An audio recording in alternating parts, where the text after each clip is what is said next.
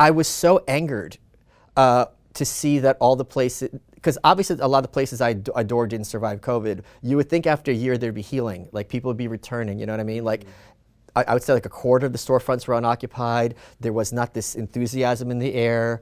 There was really no place that I wanted to go necessarily. It is not fertile soil to have a renaissance anymore. And that is something that even pre-Giuliani, I'd never experienced in my lifetime. New York's crime era, people don't realize, it was an opportunity because if you were like a poor artist who can handle living in dangerous streets, you could still get an apartment and you could still go there and create and make a scene. Yeah. And the rents are too high for that and everything else is too difficult. You're not going to be a cultural magnet as you were, 20, 30, or 30 years ago, the 70s when, the punk scene was there.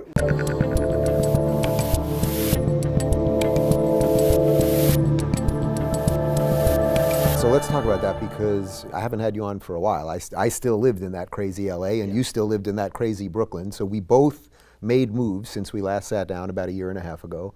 I take it you're happier in Texas than you were in New York. I didn't realize how lonely New York had gotten towards the end. Yeah.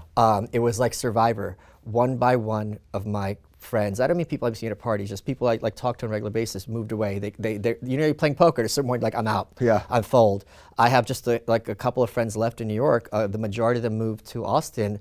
And to be able to have a social group is something that is wonderful. New Yorkers are told a lie, and I believe this my entire life, which is, these people who move out in New York, they're weak. They can't hack it.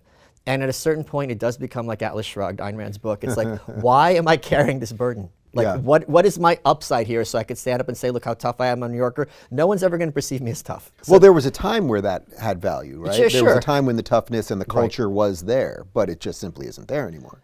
I went back over the summer. I hadn't been there for a whole year because Tim Pool had put up a billboard of me in Times Square. I'm like, I gotta see this in person, right? This is bucket list stuff. Literally put you up in Yes. Times Square, your face, Timcast. Yeah, something. looking down at the messes as is my destiny.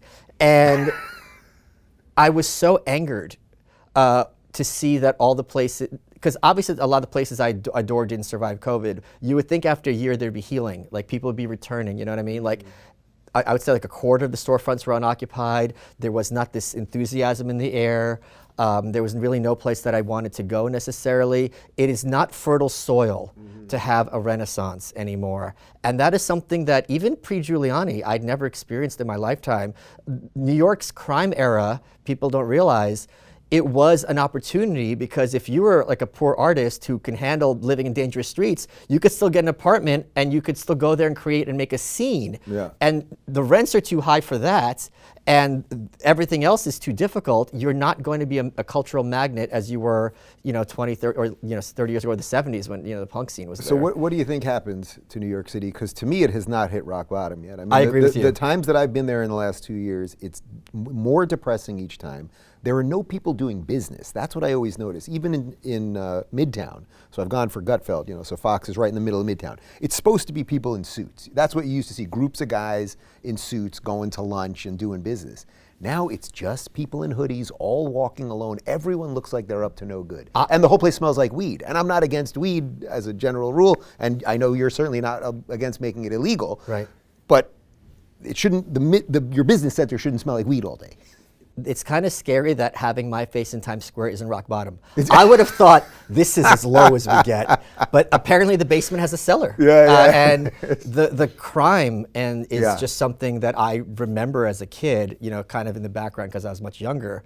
But to have that kind of sense of the thing that I think is the worst part is there doesn't seem to be any will or plan to turn it around. Now, if Mayor Adams was like, let's try this, let's try that, or Governor Hochul was saying, this is our plan to kind of... I have a lot of faith in her. But they're not even identifying issues. They're just kind of being like, oh, you're just making this up for propaganda purpose. New York is safer than ever. It's just like, okay, if people don't feel safe, that in and of itself is a problem. So why are they misperceiving, in your opinion, this lack of safety? So a guy like you who strikes me, you're such a New Yorker. Like yes, you are, I don't still know how to drive. In the best sense of that, I mean that.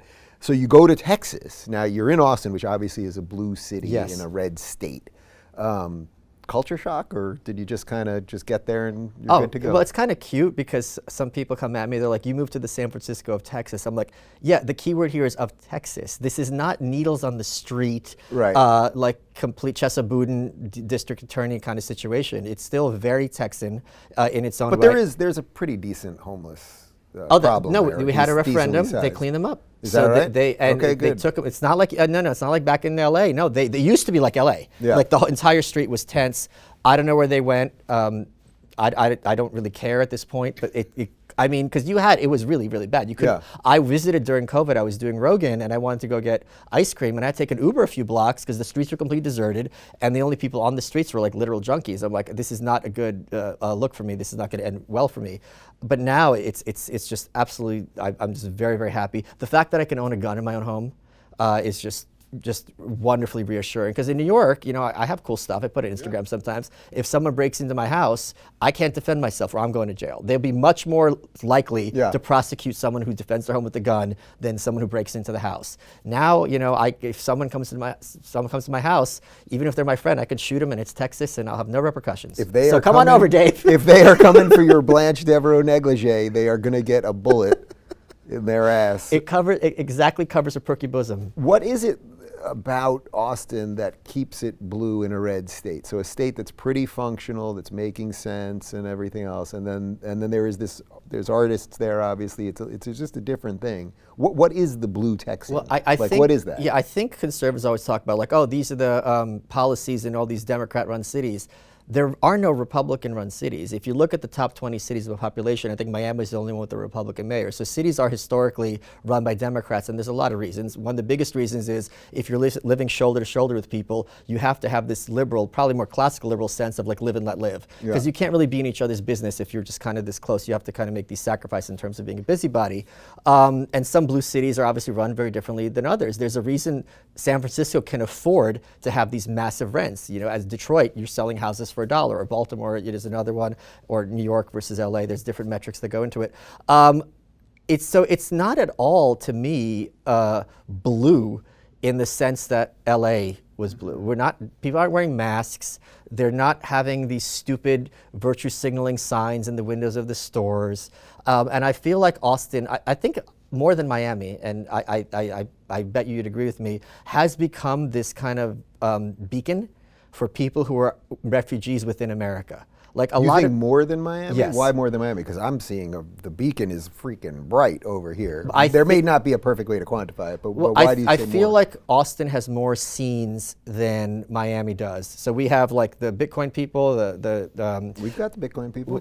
hold on. We've I'm got the Bitcoin getting people. very defensive. I just got here, We've got a bigger stand-up comedy scene, Yeah. I feel, than New York. We've That's got a bigger I'm sure podcast that's scene, true. I think, than New York. Yeah. There's the Oh, wait, are we talking about Miami? or- Miami, excuse me, Yeah. Miami. There's a biohacker community. Whole Foods started, so there's that whole white people stuff thing happening in Austin. We have Whole Foods. No, but you don't have Whole Foods culture. Do you know Yeah. what I mean? Like that stuff white people like, where you're just Right. trying to go to, the spa and you do the cold plunge and then you do Yeah. rock climbing, all that stuff. I absolutely, I find anathema.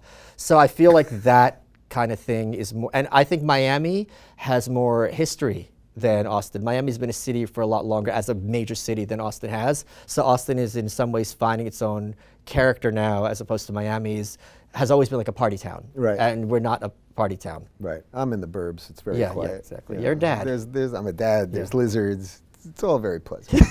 When it gets cold, iguanas fall out of the sky. Yes, you know about I'm this thing? very familiar with they this. have they go unconscious and you Yeah. can it's There was an nuts. iguana in the You airport. think you got problems? It's not. What's the problem? It's the iguana's got the problem. If you're looking for more honest and thoughtful conversations about politics instead of mindless drivel, check out our politics playlist. And if you want to watch full interviews on a variety of topics, watch our full episode playlist, all right over here. And to get notified of all future videos, be sure to subscribe and click the notification bell.